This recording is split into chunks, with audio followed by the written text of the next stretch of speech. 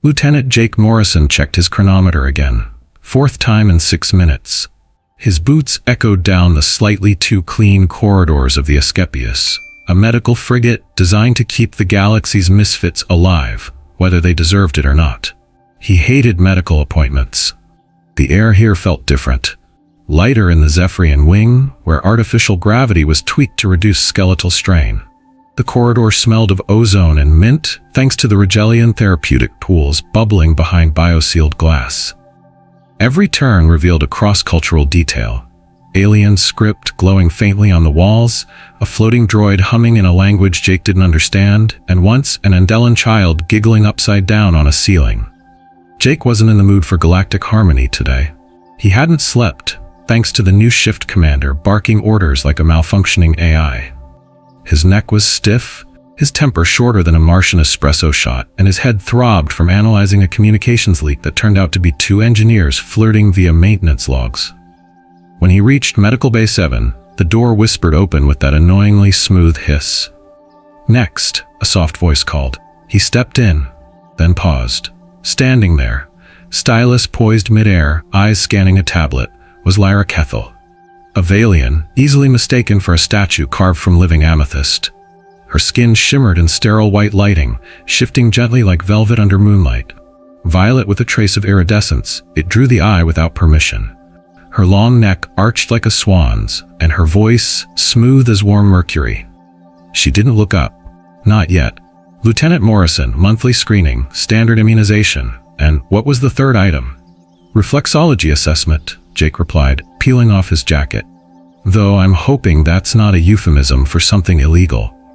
It involves me hitting your knee with a tiny hammer and pretending to be shocked when it reacts, she said, finally meeting his eyes. Her pupils were narrow, feline. Her irises glowed, not metaphorically, with silver flecks that drifted like stardust. Jake blinked. Medical science at its most advanced. Obviously, there was a moment of quiet, not awkward, but delicately suspended, like a raindrop before the fall. Jake climbed onto the too narrow exam table. The room felt colder than usual. Maybe it was the lack of music, or maybe it was the way Lyra moved, smooth, precise, yet off. A tremor in her fingers betrayed long hours? Or nerves? Busy week? He asked. 17 outbreak cases from Kepler Station, she said, scanning vials. 6 food poisonings, experimental cuisine, they called it. 1 Rigelian tried reprogramming the gravity core with a wrench. Jake smirked. Results? 3 hours of zero-G ballet in engineering. She picked up an injector. Her eyes flicked between the vial and her tablet. She hesitated. Just a breath. Barely a pause. Standard immunization booster, she murmured. Jake rolled up his sleeve. I'm basically immune to needles now. Had to get jabbed 40 times before the diplomatic corps cleared me for alien contact. Lyra nodded absently, pressed the injector to his arm. Hiss. A cold tickle, like soda water beneath the skin. Then her eyes widened. The injector slipped in her hand. Her mouth opened, but no sound came. Lyra? She looked down, pale, too pale. That wasn't meant for you, she whispered. Jake sat straighter. What do you mean wasn't meant for me? This is my appointment. She didn't answer. Instead, she strode to the door, tapped the panel. Beep. Locked. Lyra, he said, voice calm but coiled. What did you just give me? She turned. Her usual composure cracked like thin glass. For a heartbeat, she wasn't a medic. She was a person. Terrified. No one can know, she said quietly. What I just gave you isn't designed for humans. Jake stared at her. So not a tetanus booster then? She didn't laugh. She was already scanning him, her fingers moving faster than his thoughts. It's a regenerative serum, Valian. Experimental, highly classified, untested on humans. Well, that's comforting, Jake said. How bad are we talking? Extra limb, glowing eyes, sudden need to sing opera and binary? Still no smile. Her skin looked darker now. Valian equivalent of flushed, maybe? It could. Enhance your cells, or break them down, or, she hesitated, you could turn purple. Jake stared at his hand.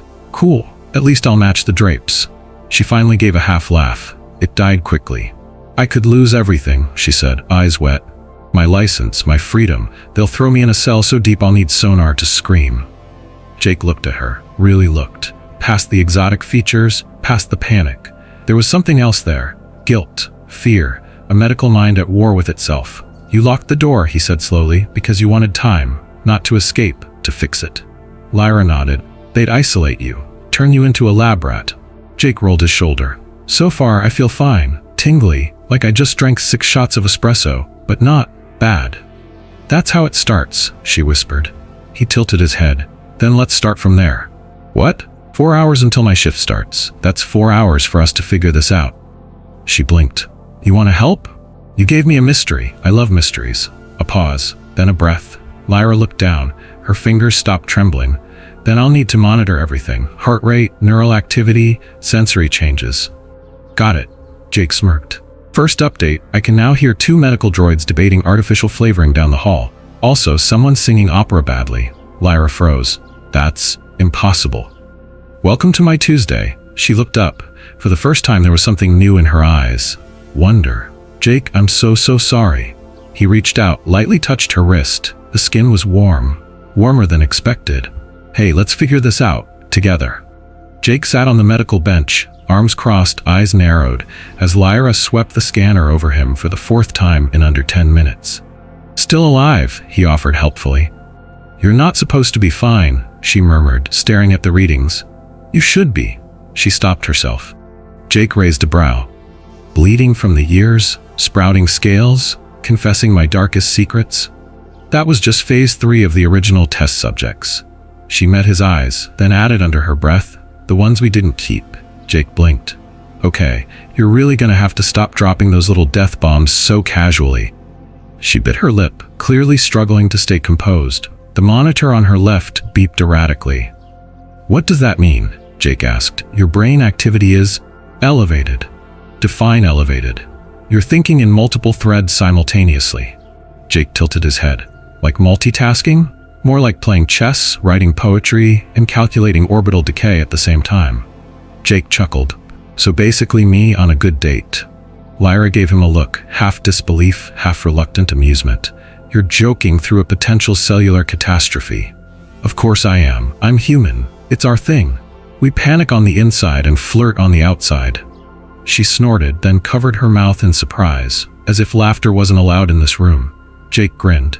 That was a laugh. We've officially broken the ice barrier of interstellar professionalism. She cleared her throat, clearly trying to recover her composure. I need to check your dermal conductivity, she said, reaching for a different tool. Dermal conductivity, Jake echoed. Fancy phrase for touching me and pretending it's medical? It is medical. If you say so, Doc. She pressed a soft sensor pad against his temple. Her fingers brushed his jaw. Jake tensed slightly, not from pain, but from something. Warmer. His skin tingled where she touched him, not like static, more like his nerves were waking up after years of polite slumber. Lyra, he said slowly, are you sure the serum doesn't include caffeine? Or, I don't know, tiny firecrackers inside my bloodstream? I'm not sure of anything anymore, she whispered. A pause stretched between them, filled only by the quiet hum of the ship and Jake's now faster pulse. Tell me what you're feeling, Lyra said, suddenly clinical again. Everything. Don't leave anything out. Jake closed his eyes. Okay, let's see. He took a breath, then another. The room felt sharper. The air didn't just brush his skin, he felt each molecule moving. He could hear the blood pumping through Lyra's veins, smell the faint trace of Valian citrus extract in her breath. I can feel the room, he said softly. Not just see it, I feel the edges, the density, even the heat signatures behind the wall. There's he pointed. A supply closet 4 meters that way, 2 units of plasma, 1 expired, the seal's off. Lyra's eyes widened. She checked the monitor, then looked back at him, stunned. Your sensory mapping is quantum adaptive. You're reading the environment like a bioscanner. Jake blinked. Wait, are you telling me I'm turning into a tricorder? A very hot, very sarcastic tricorder. They stared at each other, then both cracked a smile. But just as quickly, Lyra's face shifted back into concern. Jake, this isn't stable. He nodded, the humor fading. Yeah, I figured. Your body isn't built for this. We designed the serum to reinforce Valian tissue, not human. You're adapting too fast. Too fast? Your neurons are firing at rates we've only seen in deep cycle AI. Your biology is rewriting itself. Jake stood up slowly, flexing his fingers. He looked down at his hands, almost expecting them to glow. They didn't, but they felt different. Like they weren't just tools anymore. They were sensors, antennas, instruments of perception. So what happens next? He asked. We monitor, Lyra said, closely, and you don't leave this med bay. Jake raised a brow. You just locked me in here with you, and you think that's going to help keep things calm? She flushed again, an unmistakable swirl of color across her cheeks. Don't flatter yourself. Jake smirked. Too late. For a moment, they stood in silence. Two beings, one human, one alien, connected by a medical accident and a growing something neither could name yet. Then Lyra exhaled, slow and steady. Her fingers brushed the back of his hand, intentionally this time. Whatever's happening, she said, we figure it out together. Jake's eyes softened. You injected me with the most dangerous substance on the ship. I know. And now I'm basically an unlicensed super sensor who can smell fear and listen to your heartbeat. Yes. He smiled. Cool. Let's find out what else I can do. Jake was mid-sentence, describing how he could feel microfractures in the wall paneling like a grumpy symphony when the chime sounded. Door override. External authority. Lyra turned to the door. Her spine went stiff. Oh stars, she whispered. Jake instinctively stood straighter. Friend of yours? Chief Medical Officer, Commander Chen. Her voice dropped to a whisper. He's old school, zero tolerance. Jake tilted his head. So, not a fan of unlicensed sensory evolving interspecies serums? He once wrote up a nurse for mislabeling gauze. Harsh. The door hissed open, and there he was. Commander Xu Chen, tall and angular, robes pressed so tightly they practically creaked. His eyes scanned the room like tactical lasers. Human, late 60s, but moved like he was carved from stone. Lieutenant Morrison, he nodded curtly. To Lyra, you are not scheduled for extended diagnostics. Lyra opened her mouth. Jake beat her to it. Actually, sir, that's classified. Chen blinked. Excuse me? Jake turned, eyes calm, voice even.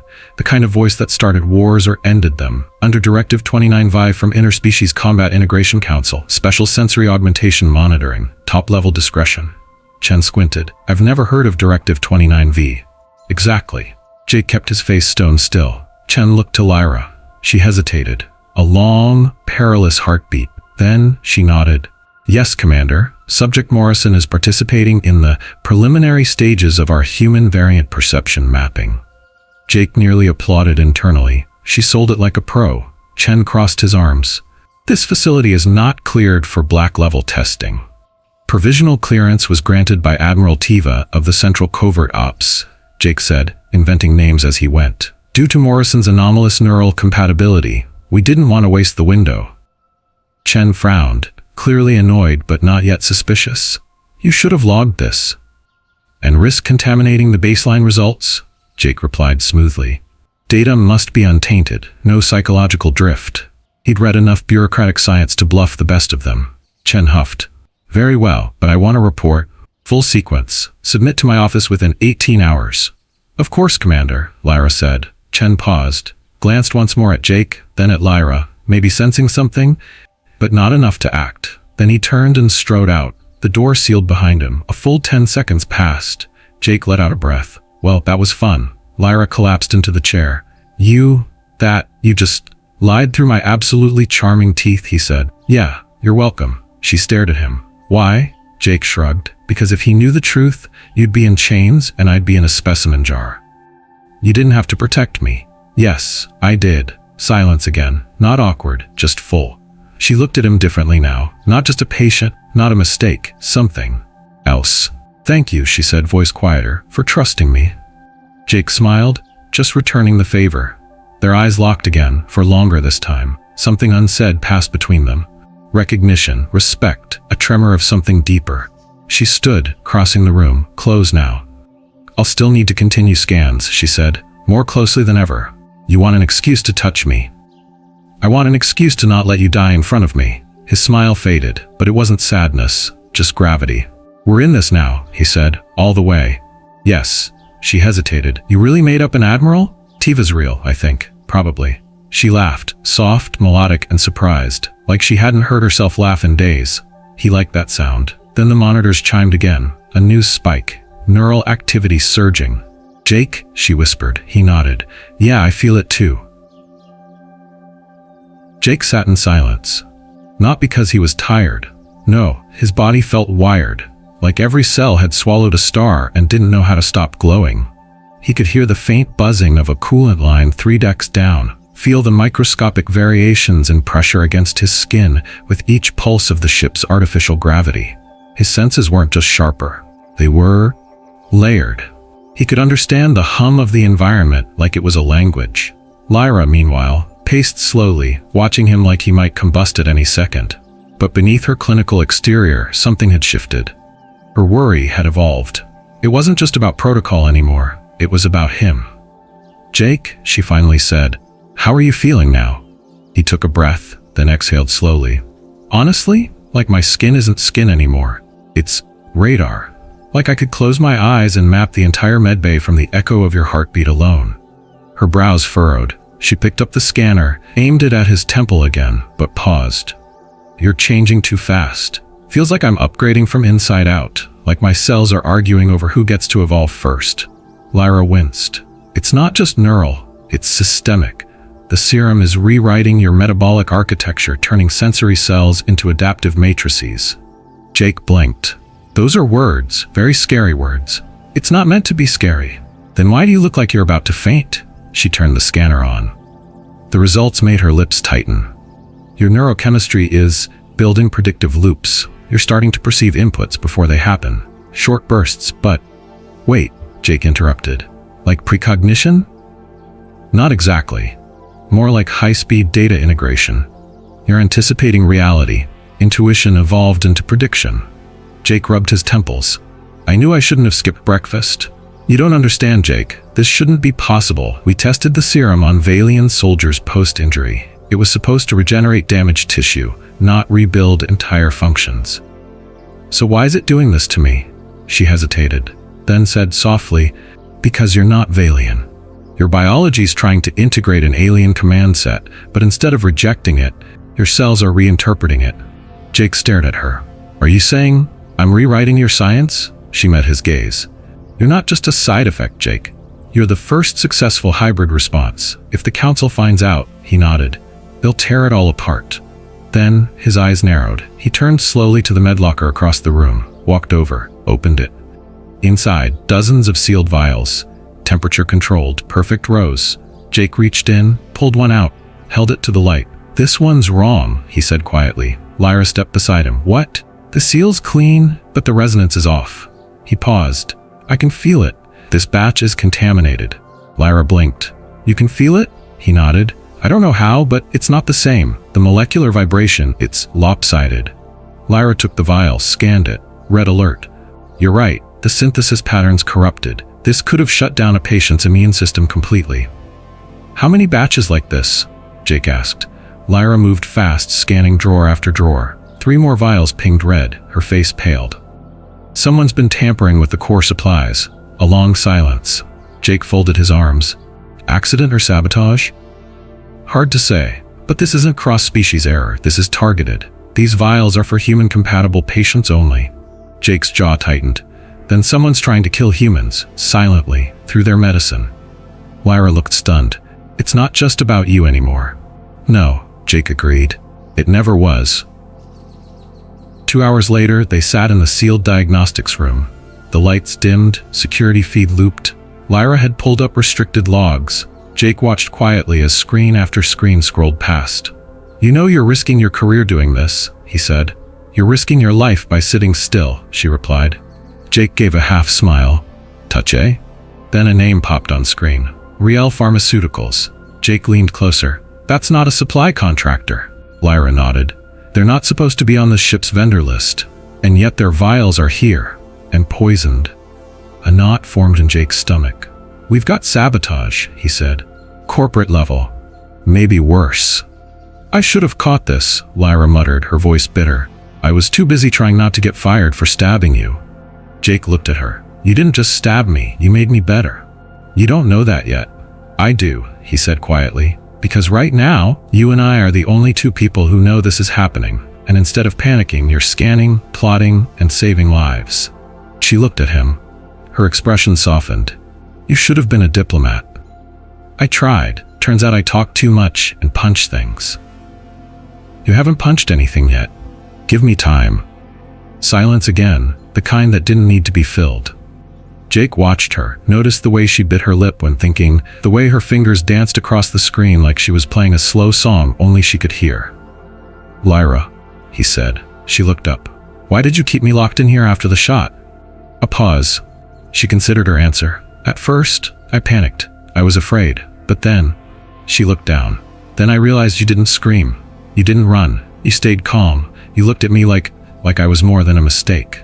Jake stood, walked closer. "You weren't a mistake," he said. "You were the start." The lights in Medbay 7 were dimmed now, not by accident, but by choice. Brightness felt distracting. Jake's mind processed so much light, motion, vibration that shadows became a comfort. He stood barefoot on the cool floor, eyes closed, arms out slightly, like a conductor listening for a phantom orchestra. "You're doing it again," Lyra said, watching from across the room. "Doing what?" "The not breathing, just feeling thing. Like a trance." Jake opened his eyes. "Because when I stop thinking and just let go, I can sense everything." He gestured toward the wall. "Behind that panel, someone left a data crystal 3 years ago. It has a metallic burr on its edge. Smells like oxidized niobium. I can taste it." Lyra stepped forward. "That's not possible." "Welcome to my Tuesdays," he said again, this time without humor. He looked at her. "Lyra, I don't think I'm just a human anymore."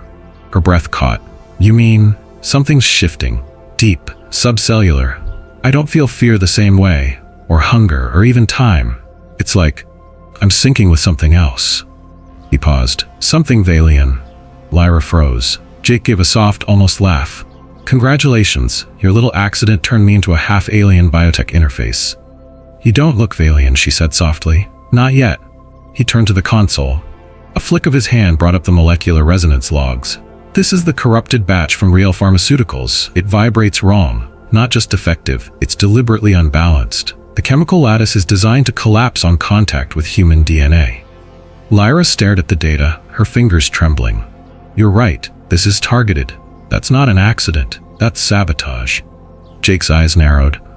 "We need to follow the trail." Later, in the ship's archival node, Jake and Lyra huddled over a decommissioned access terminal buried beneath 6 decks of cargo regulations and fungus decontamination protocols. Jake touched the interface and it lit up before Lyra could even blink. "You're using the console like it's part of your nervous system," she whispered. "It feels like it is," Jake said. "Like the signals talked to me before they finished transmitting. Code streamed past, logs, authorizations, phantom vendors. Here," Jake pointed. "Purchase requisitions, altered. Look at the metadata. Timestamp signatures don't match, they're forged." Lyra's eyes widened. "But that means..." Real Pharmaceuticals never had clearance. They forged their way into the human sector's medical supply lines, and we just proved it. He leaned back, exhaling slow. "Someone up high is going to burn for this." They sat in silence for a while. Jake looked at his hand, flexing his fingers. They still looked human. Pale, calloused, strong. But beneath the surface he felt the shift, the way light behaved around his skin. The way each nerve ending carried more than just sensation, it carried meaning. "Lyra," he said, "what if I'm not me anymore?" She looked up, startled. "What do you mean? What if I'm not Jake Morrison, human, soldier, stubborn bastard anymore? What if I'm just an experiment walking around in my skin?" Lyra walked to him, slowly. Sat across. "You saved lives today. You exposed corruption. You chose to protect me. That wasn't the serum. That was you." He looked away. "Easy to say. Harder when I feel less and less like I belong in my own body." She reached out, placed her hand on his. "Jake, maybe you're changing, but you're not losing yourself." He looked up, met her eyes. "How do you know?" She smiled, the smallest smile. "The kind you give when you're terrified but still willing to believe. Because you're still asking." A quiet hum passed through the ship, a distant thunder, an engine test or a system's pulse. Jake didn't flinch. He mapped it instantly in his mind. Location, pattern, harmonics. It felt comforting now. His brain was no longer adapting, it was embracing. "There's a term in Valian philosophy," Lyra said quietly. "Talvanar. It means to become something new without killing what was before." Jake exhaled. "Sounds poetic." "It's not. It's terrifying," she said. "Most who try it go mad." "Great. I always wanted to be a statistic." "But you're not like most," she added. He turned to her. "That a compliment?" "That's a warning," she said. and a confession. They stared at each other. The moment stretched. Jake whispered, "What are you confessing?" Lyra opened her mouth. Then the console chimed. Urgent. Jake turned back. A new message had arrived. Encrypted, untraceable. The origin tag read only, Rail Node 3. Status, Phase 2 initiated. Jake's eyes narrowed. "They're not done." "They're accelerating," Lyra said, voice tight. Jake stood. "Then we need to stop them. Now. The tribunal chamber aboard Asclepius wasn't built for drama, but it had a way of staging it anyway. Cold metallic walls, symmetry so perfect it felt sterile, lights like surgical scalpels, and silence, deep, taut silence as if even the oxygen feared to move.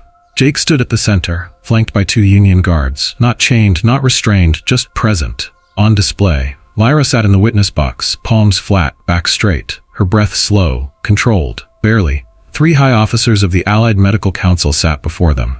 1 human, 1 Mirran, 1 Valian, each with expressionless masks carved from years of bureaucracy and quiet executions.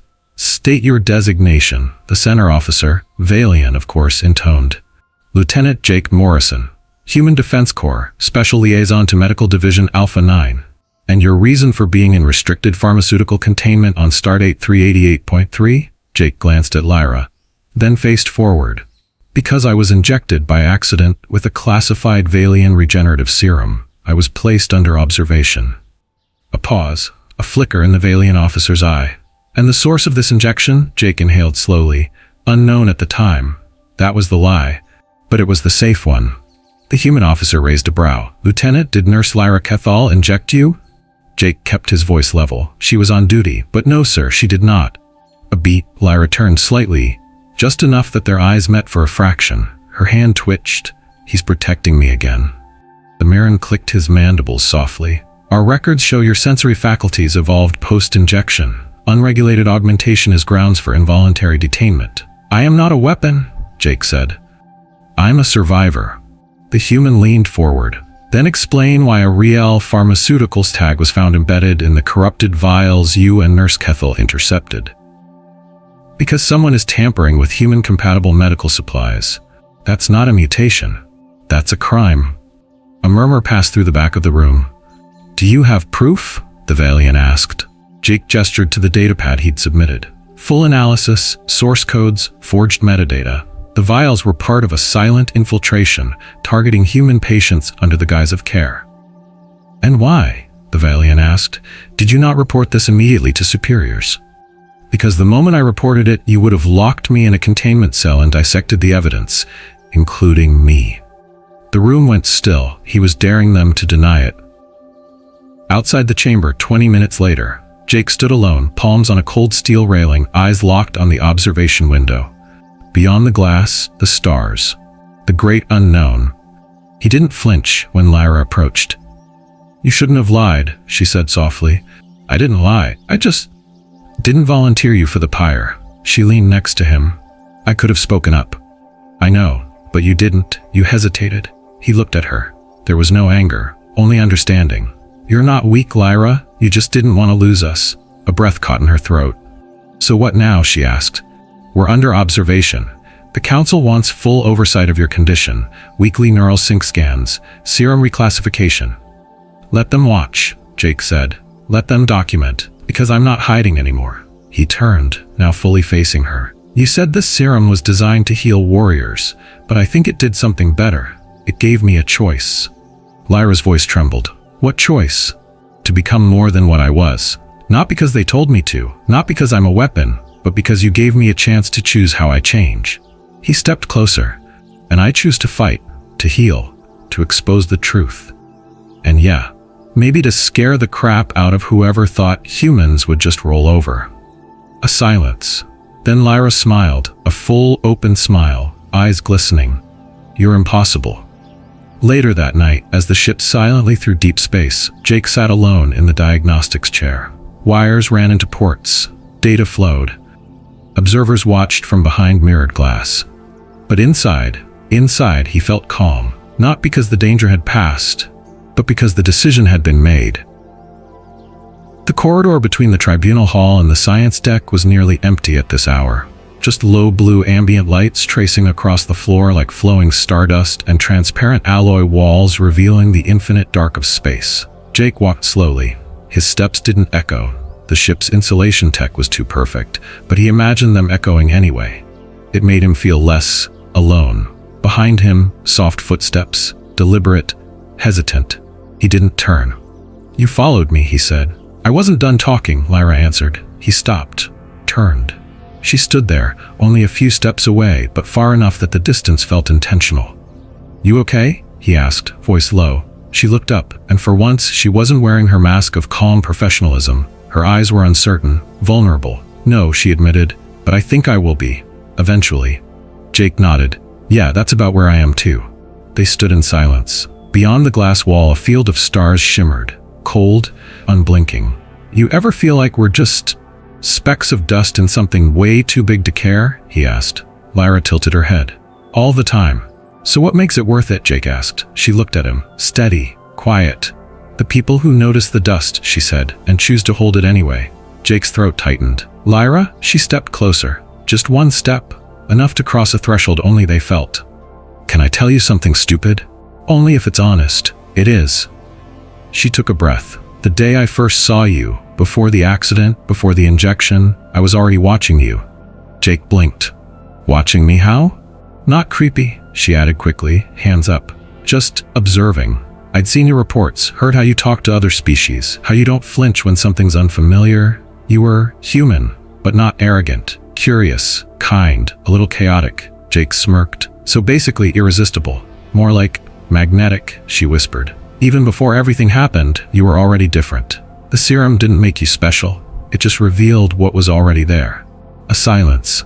Jake took a step forward, closed the distance. "I didn't know you felt that way," he said. "I didn't mean to. But the more time I spent near you, the more I realized I wasn't afraid of what you were becoming. I was afraid I wouldn't get to know you before the council tore it all down." Jake exhaled, slow, then smiled, a real one. The kind that starts from somewhere near the ribs. "You know," he said, "I haven't laughed in a week. Not like me laughed, not the shallow stuff." "Why not?" "Because I didn't know if I was still me. And now I know I'm still me," he said. "Just upgraded, with better taste in nurses." She laughed. Soft, real. It echoed, even if physics said it shouldn't. They stood there in silence again, but this time not heavy, just full. The stars beyond the glass spun slowly, quiet and majestic. Jake looked at her, really looked, and saw not just the Valian Yida who had changed his life, but the woman who had stayed when she could have run. "You know what I'm going to do now?" he asked. "Is it impulsive?" "Deeply." "Then I approve." He leaned forward, just enough, and she met him halfway. Their lips touched, not fiery, not desperate, just right. A first contact made not of fear, but of trust. A moment born not from chaos, but from choosing peace between two species, two paths, two hearts. When they parted, Lyra's voice was barely a whisper.